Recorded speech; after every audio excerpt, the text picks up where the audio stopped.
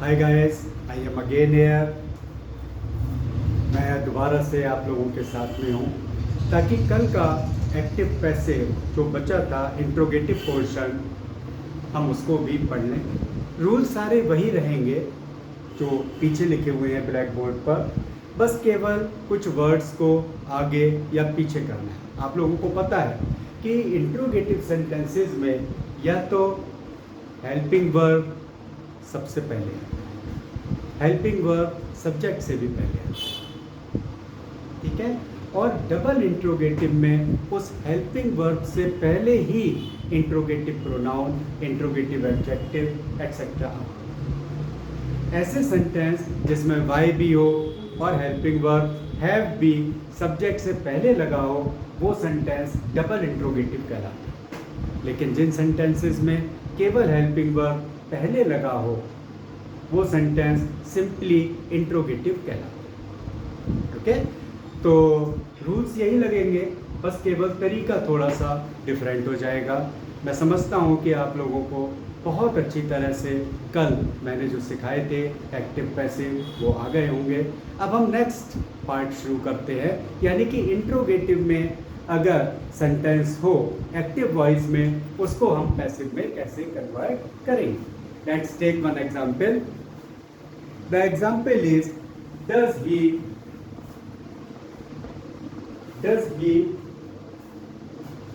flies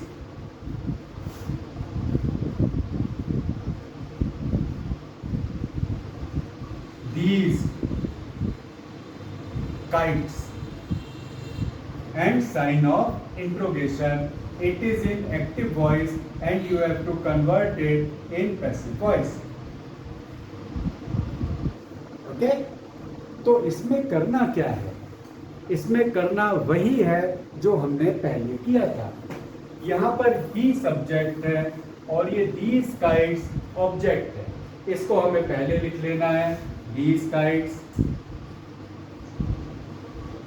और इस ही को कन्वर्ट करके हिम में बाद में लिखना है, यानी कि इसको हमें ऑब्जेक्ट बनाना। एंड ऑब्जेक्ट से पहले बाय ये। ओके, अब हमें इस सेंटेंस के टेंस को आइडेंटिफाई करना है। Here does is used, means does is this sentence belongs to present simple and it is converted into is or am, या this helping verb is converted या replaced with is or am. So अब हमें क्या देखना है? अब हमें ये देखना है कि ये जो these kites सब्जेक्ट है, यूज तो हम ये करेंगे is or am, लेकिन ये these kites अब क्योंकि हमारा सब्जेक्ट बन गया है और ये आपका प्लूरल फॉर्म है। अब हम ये देखेंगे कि ये these kites जो सब्जेक्ट है वो कैसा है। ये सब्जेक्ट आपका प्लूरल फॉर्म में है, मीन्स काइट्स है। तो इस काइट्स के अकॉर्डिंग हमें आर का यूज करना है, मीन्स इस आर को हम पहले सब्जेक्ट से पहले रख देंगे। We will place this R before the subject in the passive sentence. Now, what is about our verb? Verb means पहले बताया था आपको, जिसमें भी ना नी ने आएगा वो वर्ब होगा, यानी कि उड़ाना, पतंग उड़ाना। उड़ाना आपका वर्ब हो गया। इसकी third form fly, flu, phloem, FLOWN। और इस तरह से बहुत ही इजी तरीके से आपने इंट्रोगेटिव सेंटेंस का पैसिव बना लिया है।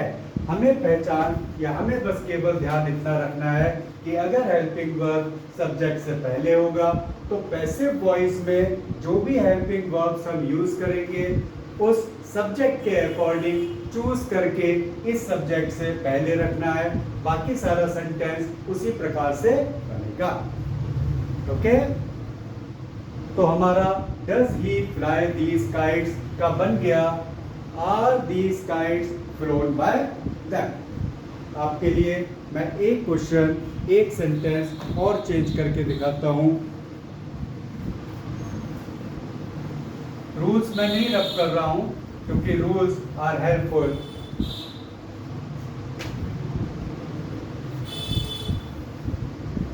will your brother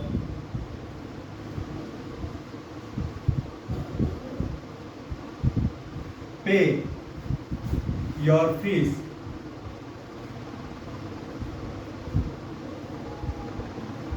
This is active voice.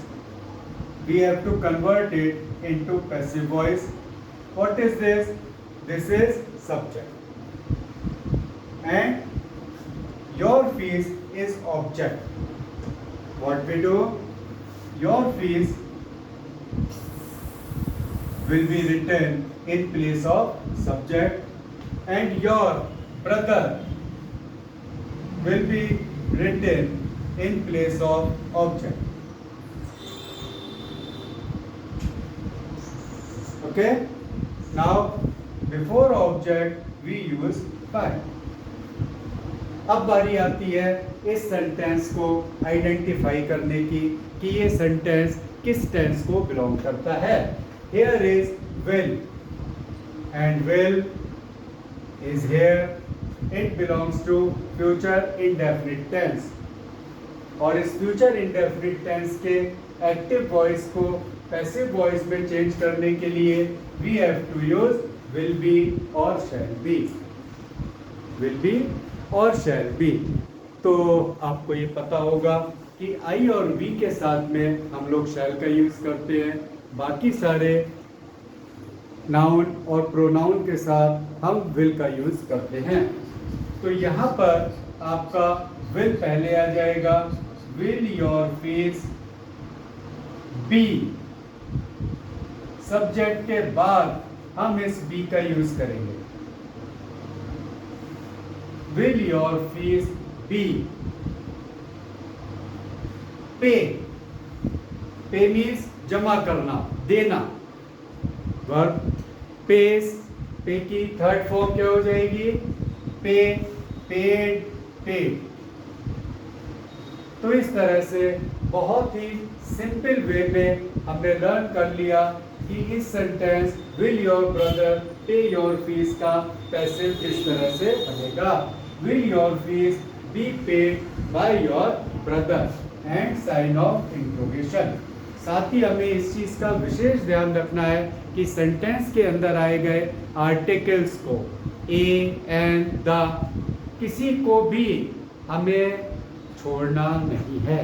अगर हमने किसी भी वर्ड को, किसी भी आर्टिकल को, किसी भी एडवर्ब को मिस कर दिया, किसी भी एडजेक्टिव को मिस कर दिया, केवल सब्जेक्ट और ऑब्जेक्ट पर ही ध्यान रखा, तो हमारा सेंटेंस एंटायरली गलत हो जाएगा. ये सेंटेंस अगर 1 नंबर में आएगा, your teacher will be giving 0 if you have done such type of mistakes in missing article or any adjective or adverb from the sentence in active voice.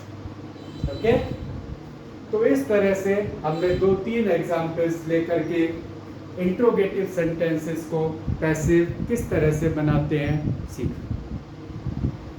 मैं समझता हूँ कि आप लोग रूल्स सारे लर्न कर लोगे. रूल्स लर्न करने के बाद जो इसकी ट्रिक थी, जो इसकी टेक्निक थी, बहुत इजी रूल्स के द्वारा मैंने आप लोगों को समझा दी है. अब आप लोग अपनी अपनी एक्सरसाइज में जितने भी सेंटेंसेस हैं उनको बनाने की कोशिश कीजिए, उनको चेंज करने की कोशिश कीजिए. Okay, have a nice day. Goodbye, goodbye. अगर आपको कोई भी चीज़ समझ में नहीं आए, you can WhatsApp me. My WhatsApp number is given in the description.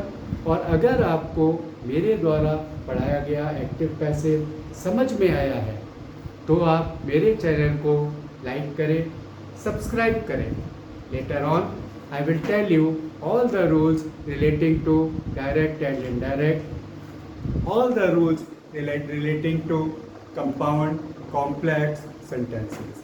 We shall learn transformation, okay, and many more things are there in grammar in a very easy way, but you have to focus on rules. If you will not learn rules, then what will happen? You will miss any of the active or passive sentence conversion. Okay, goodbye.